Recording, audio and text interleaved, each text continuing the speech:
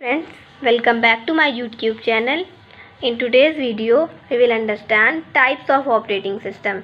So friends, आज की video में हम ऑपरेटिंग सिस्टम्स के टाइप्स के बारे में समझेंगे, उनके क्या एडवांटेजेस होते हैं, क्या डिसएडवांटेजेस होते हैं, इसके बारे में समझेंगे। तो टोटल 8 तरह के ऑपरेटिंग सिस्टम्स होते हैं हमारे। तो इसको समझने से पहले हम एक बार ऑपरेटिंग सिस्टम क्या होता है ये समझ लेते हैं। पिछली वीडियो में तो हमने पढ़ा ही था ऑपरेटिंग सिस्टम के बारे में, उसके फंक्शंस, कैरेक्टरिस्टिक्स और एडवांटेजेस, डिसएडवांटेजेस, इन सब के बारे में पढ़ा था। लेकिन एक बार हम रिवाइज कर लेते हैं कि ऑपरेटिंग सिस्टम होता क्या है।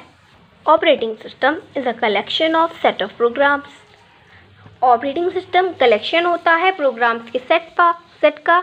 हम यहाँ पे सॉफ्टवेयर भी कह सकते हैं, क्योंकि जो भी काम हम करते हैं, जैसे कि हमारा मोबाइल होता है, एंड्रॉयड मोबाइल होता है, उसमें हम व्हाट्सएप को टच नहीं करते, हम तो अपनी मोबाइल की स्क्रीन को टच करते हैं। तो व्हाट्सएप क्या हो गया? सॉफ्टवेयर हो गया। इसी तरह कंप्यूटर पे भी होता है, which manages all the resources of the computer system.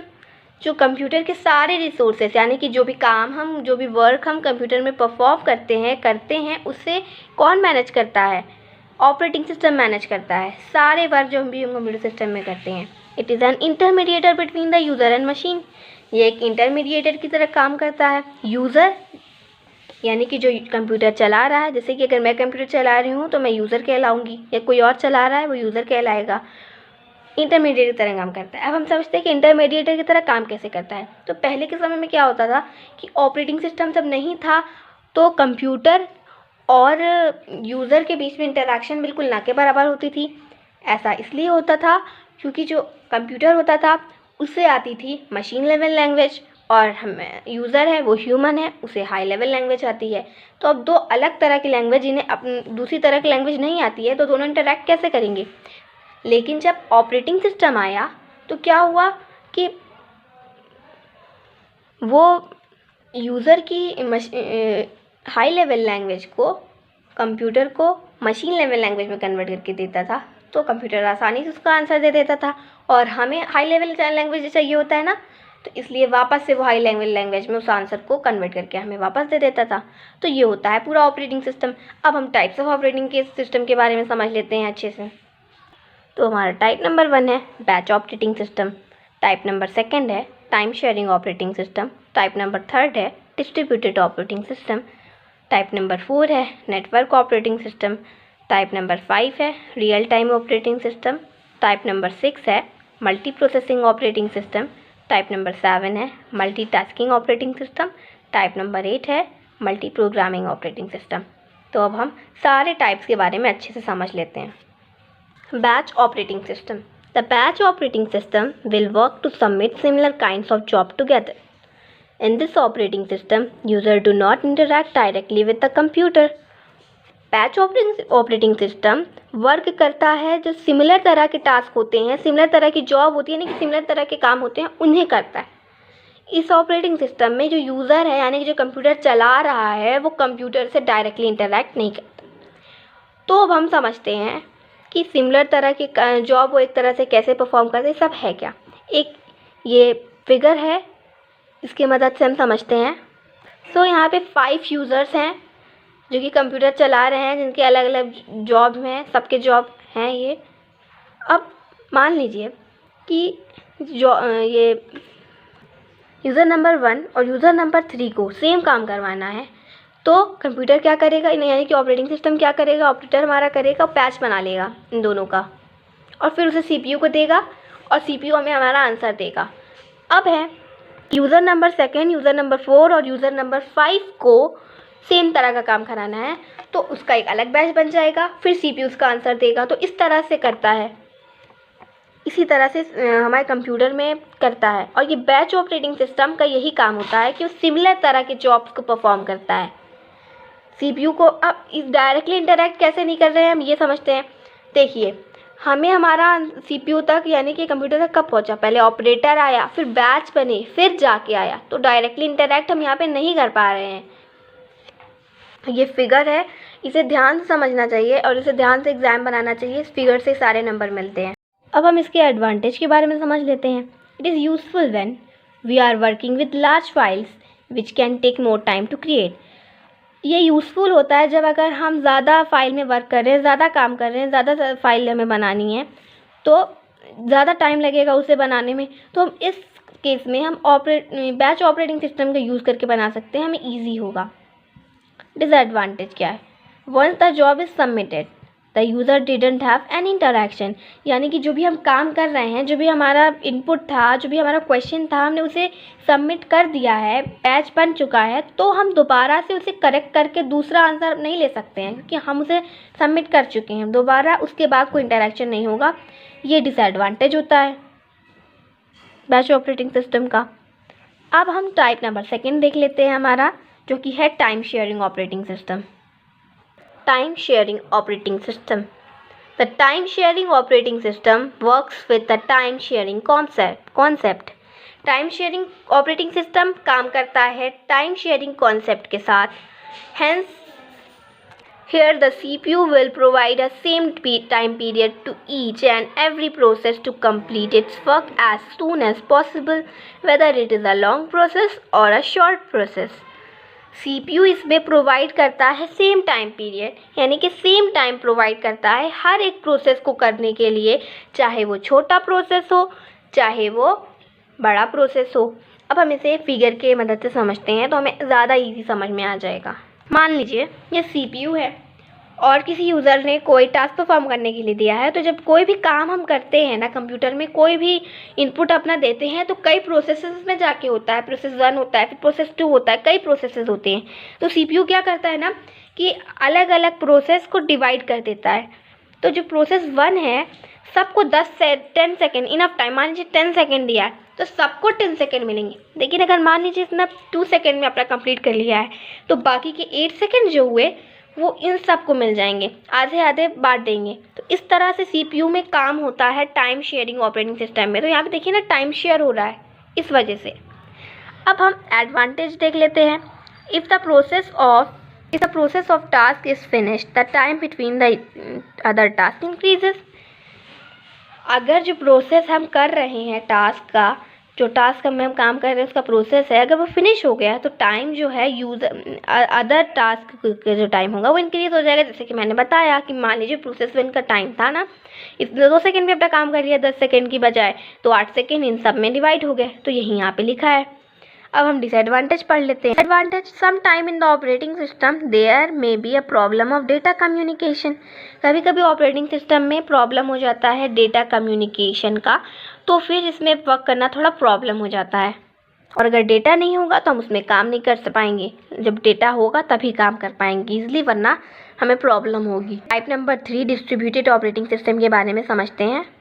Distributed operating system when many computers are interconnected to each other, यानी कि जब कई कंप्यूटर्स एक साथ इंटरकनेक्टेड होते हैं, यानी कि कनेक्ट होते हैं to each other through a network. जब कई सारे कंप्यूटर एक दूसरे से कनेक्ट होते हैं एक नेटवर्क की मदद से, यानी कि कई कंप्यूटर हैं लेकिन उनका एक नेटवर्क है, जहाँ जैसे यह फिगर है, यह नेटवर्क है और इसी नेटवर्क से कई कंप्यूटर कनेक्टेड हैं। मान लीजिए 4 हैं।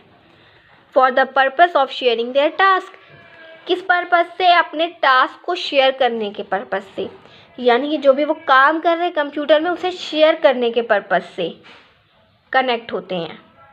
Then it is called distributed operating system. इसलिए इसे डिस्ट्रीब्यूटेड ऑपरेटिंग सिस्टम कहते हैं, क्योंकि यहाँ पे टास्क शेयर कर रहे हैं, टास्क डिस्ट्रीब्यूट कर रहे हैं, इस वजह से इसका नाम है डिस्ट्रीब्यूटेड ऑपरेटिंग सिस्टम। अब हम इसका एडवांटेज समझ लेते हैं। If a node is over use, यानी कि जब अगर नोड ओवर यूज हो जाता है तो जो डिस्ट्रीब्यूटेड ऑपरेटिंग सिस्टम होता है वो शेयर कर देता है लोड, यानी कि वर्क, यानी कि टास्क अदर नोड के साथ, यानी कि अदर नेटवर्क के साथ, अदर कंप्यूटर के साथ। Disadvantage, if the network is spread communication of all computer is broking. अगर नेटवर्क ख़राब हो जाता है, नेटवर्क सही नहीं आता है, तो कोई भी कंप्यूटर सिस्टम सही से काम नहीं कर पाएगा। किसी का भी नेटवर्क नहीं आएगा, कोई भी काम नहीं कर पाएगा, क्योंकि कंप्यूटर में नेटवर्क की बहुत इंपॉर्टेंस होती है। अब हम type number 4 network operating system के बारे में समझ लेते हैं। Network operating system. Network operating system has a serves that connects many other client computers. Network operating system serve करता है, यानी कि कनेक्ट करता है कई सारे क्लाइंट कंप्यूटर्स, कई सारे कंप्यूटर्स को। So we can easily share our files, ताकि हम अपनी फाइल्स को, अपना जो काम है, अपनी फाइल्स वगैरह को ईज़िली शेयर कर लें, आसानी से शेयर कर सकें, रिसोर्सेज को एंड में मोर, और भी बहुत कुछ फ्रॉम द सर्वर मशीन से सारे मशीन तक, to all machine which are connected through a server, सारे मशीन तक जो कि सर्वर से कनेक्टेड है। अब हम इसे फिगर की मदद से समझते हैं, क्योंकि फिगर की मदद से ईजिली समझ में आ जाता है। सर्वर, ये सर्वर मशीन है और इससे इतने कंप्यूटर्स कनेक्टेड हैं, तो इसमें सर्वर का सही होना बहुत ज़रूरी है। अगर सर्वर मशीन ख़राब हो गई तो कोई भी कंप्यूटर सही से काम नहीं कर पाएगा, किसी में भी सर्वर सही से नहीं आ पाएगा। अब सर्वर के 3 फंक्शंस होते हैं। पहला सिक्योरिटी प्रोवाइड करना, दूसरा स्टोरेज प्रोवाइड करना, तीसरा बैकअप प्रोवाइड करना। सर्वर हमें सिक्योरिटी प्रोवाइड करता है, स्टोरेज भी प्रोवाइड करता है और बैकअप भी प्रोवाइड करता है। अब हम इसका एडवांटेज और डिसएडवांटेजेस के बारे में समझ लेते हैं अच्छे से। Advantage, network operating system provide a security and we need to upgrade only server machine. Network operating system provide करता है सिक्योरिटी, यानी कि सिक्योरिटी यहाँ पे मैंने पहले ही बताया, यहाँ पे सिक्योरिटी प्रोवाइड करता है, तो फिर हमें खाली सर्वर मशीन को अपडेट करने की ज़रूरत होती है। हमें अपने नेटवर्क की फिक्र करने की कोई ज़रूरत नहीं है, लेकिन सर्वर मशीन उससे मेंटेन रखना, उससे अपग्रेड करना, उसे प्रोटेक्शन प्रोवाइड करना, ये ज़रूरी होता है। अब disadvantage, if the server machine is crashed then automatically the entire network will be failed. अगर सर्वर मशीन, यानी जहाँ से हमारा सर्वर आ रहा है वो मशीन अगर क्रैश हो गई है तो ऑटोमेटिकली सारा नेटवर्क फेल हो जाएगा, कोई भी नेटवर्क सही से काम नहीं करेगा। अब हम अपना नेक्स्ट टाइप समझ लेते हैं, जो कि है real time operating system. Real time operating system, real time operating system is very useful where we require a quick response. Real time operating system बहुत यूज़फुल होता है, बहुत ज़रूरी होता है, जहाँ पे हमें बहुत क्विक रिस्पॉन्स चाहिए होता है, बहुत जल्दी आंसर चाहिए होता है। जैसे कि example missile system, where the missile has to be launched at certain time. जैसे कि मिसाइल, साइंटिस्ट लोग हैं वो इस ऑपरेटिंग सिस्टम का यूज़ करते हैं, क्योंकि जब हम वो मान लीजिए मिसाइल लॉन्च कर रहे हैं तो उन्हें एक एक सेकंड की जानकारी ज़रूरी होनी चाहिए कि कब मिसाइल कहाँ जा रही है, तो इसलिए उन्हें क्विक रिस्पॉन्स चाहिए, क्विक आंसर चाहिए। इस वजह से रियल टाइम ऑपरेटिंग सिस्टम यहाँ पे यूज़ किया जाता है। अब हॉस्पिटल में भी यूज़ होता है, जैसे मान लीजिए डॉक्टर्स किसी इंटरनल पार्ट का ऑपरेशन कर रहे हैं तो उन्हें एक एक सेकंड की खबर चाहिए, इसलिए रियल टाइम ऑपरेटिंग सिस्टम वहाँ पे भी यूज़ होता है। In this operating system CPU provides maximum efforts to its task with quick response.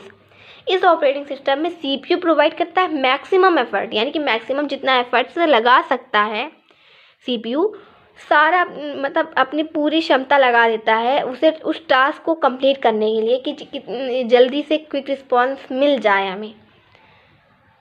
अब ये फिगर है, आंसर्स वेरी क्विक आंसर देता है। एडवांटेज देख लेते हैं। Real time operating system provide a quick response and generally used in scientific engineering, NASA and many more organization. Real time operating system provide करता है क्विक रिस्पॉन्स, यानी कि जल्दी हमें रिस्पॉन्स देता है, इसीलिए ये यूज़ किया जाता है साइंटिफिक इंजीनियरिंग में, जैसे कि नासा हो गया, और भी बहुत सारे ऑर्गेनाइजेशन होते हैं। डिसएडवांटेज जब हम देख लेते हैं, these operating system is very costly. ये ऑपरेटिंग सिस्टम बहुत महंगे होते हैं क्योंकि ये बहुत क्विक रिस्पॉन्स देते हैं, और सारे ऑपरेटिंग सिस्टम्स के बारे में हमने पढ़ा, लेकिन इतना क्विक रिस्पॉन्स सच में कोई भी नहीं देता है इसके अलावा, इसलिए ये सबसे ज़्यादा महंगे होते हैं सारे ऑपरेटिंग सिस्टम्स से, कि इसका काम सबसे ज़्यादा क्विक होता है, इसका काम ज़्यादा होता है इसीलिए। अब बाकी के 3 टाइप्स जो हमारे बच्चे हैं उसे पढ़ लेते हैं। रियल टाइम ऑपरेटिंग सिस्टम के 2 टाइप्स भी होते हैं, hard real time operating system और soft real time operating system. Multi processing operating system, ये ऑपरेटिंग सिस्टम कंसिस्ट करता है, यानी कि सेवरल तरह के प्रोसेसर्स होते हैं, कई तरह के प्रोसेसर्स होते हैं जो कि शेयर करते हैं कॉमन फिज़िकल मेमोरी को। फिज़िकल मेमोरी जो होती है उसे शेयर करते हैं, और इस सिस्टम में प्रोसेसर्स ऑपरेट करते हैं सिंगल ऑपरेटिंग सिस्टम में, यानी कि मान लीजिए कि कंप्यूटर एक है हमारा और उसके CPU कई सारे हैं, तो कई सारे प्रोसेसर्स हो गए यहाँ पे। It provides higher computing power, तो यहाँ पे हायर कंप्यूटिंग पावर हो जाती है, कंप्यूटिंग पावर डबल हो जाती है, ज़्यादा हो जाती है। और स्पीड जो होती है वो अलाउ करती है यूज़र्स को to run and work in multiple applications, यानी कि हम रन कर सकते हैं अपने टास्क को मल्टीपल एप्लीकेशंस में, कई तरह से, मतलब कई सारे एप्लीकेशन को रन कर सकते हैं सेम टाइम पे, एक ही वक्त पे। जो एग्जीक्यूशन होता है सेवरल टास्क का, कई तरह के टास्क का, वो डिफरेंट हो जाता है प्रोसेसर से सेम टाइम में। ये इंक्रीज़ करता है सिस्टम की परफॉर्मेंस। सिस्टम जो परफॉर्मेंस दे रहा है, यानी सिस्टम जो काम कर रहा है उसकी परफॉर्मेंस है वो उसको इंक्रीज़ कर देता है। ये हो गया हमारा मल्टी प्रोसेसिंग ऑपरेटिंग सिस्टम। अब हम समझ लेते हैं मल्टीटास्किंग ऑपरेटिंग सिस्टम क्या होता है। अब हम समझते हैं मल्टीटास्किंग ऑपरेटिंग सिस्टम के बारे में। जो एबिलिटी होती है परफॉर्म करने की कई सारे टास्क, यानी कि कई तरह के काम को एक टाइम पे, एक वक्त पे, इसे कहते हैं मल्टीटास्किंग। वो ऑपरेटिंग सिस्टम जो कि केपेबल होता है कई सारे टास्क को एक वक्त पे करने का, उसे कहते हैं मल्टीटास्किंग ऑपरेटिंग सिस्टम। तो multi programming operating system use करा जाता है, कई सारे प्रोग्राम जो होते हैं प्रोग्रामिंग के लिए यूज़ किया जाता है मल्टी प्रोग्रामिंग ऑपरेटिंग सिस्टम, क्योंकि मल्टी है तो कई सारे प्रोग्राम्स हैं। तो ये हो गए सारे ऑपरेटिंग सिस्टम के टाइप्स। अगर आपको ऑपरेटिंग सिस्टम का एक्सप्लेनेशन, उसके फंक्शन, कैरेक्टरिस्टिक्स, इन सब चीज़ों के एक्सप्लेनेशन चाहिए तो उस पर मैंने वीडियो ऑलरेडी अपलोड कर रखी है, आप चाहें तो जाके देख सकते हैं। वीडियो अच्छी लगी हो तो चैनल को सब्सक्राइब करें। इसी तरह के एक्सप्लेनेशन की वीडियोस चाहते हैं तो मेरे चैनल अदीबा लर्निंग वर्ल्ड को सब्सक्राइब करें, वीडियो फुल देखें। And don't forget to like and share my video. And if you want any, and अगर आपको चाहिए किसी टॉपिक पे वीडियो, किसी एक्सप्लेनेशन के टॉपिक पे, तो आप उसे मुझे कमेंट पे बता सकते हैं, मैं उस पर वीडियो अपलोड कर दूँगी।